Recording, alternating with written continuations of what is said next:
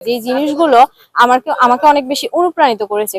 আমি সম্পূর্ণ একজন সাধারণ শিক্ষার্থী। আমি পূর্বে কোনো প্রকার রাজনীতির সাথে যুক্ত ছিলাম না। আমি এখনো কোনো প্রকার দলীয় রাজনীতির সঙ্গে যুক্ত নই। তবে 5ই আগস্টের পর থেকে মানে স্বৈরাচারী শেখ হাসিনার পতনের পর থেকে ক্যাম্পাসে মোটামুটি সবাই উন্মুক্তভাবে কাজ করার সুযোগ পেয়েছে। তো সেই হিসাবে যারাই কাজ করেছে আমি তাদের মধ্যে অন্যতম দেখেছি শিবিরকে অনেক বেশি শিক্ষার্থী বান্ধব কাজ করতে।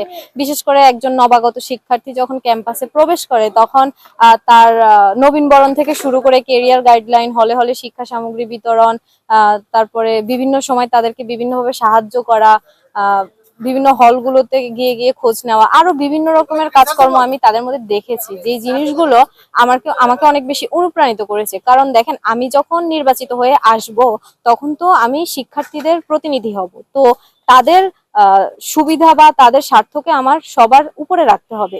এই মানসিকতাটার সাথে হচ্ছে শিবিরের মানসিকতা অনেক বেশি মিলে যায়। আমি দেখেছি তাদেরকে শিক্ষার্থী বান্ধব কাজ করতে, যার কারণে আমি অনেক বেশি অনুপ্রাণিত হয়েছি তাদের সাথে জোট করতে।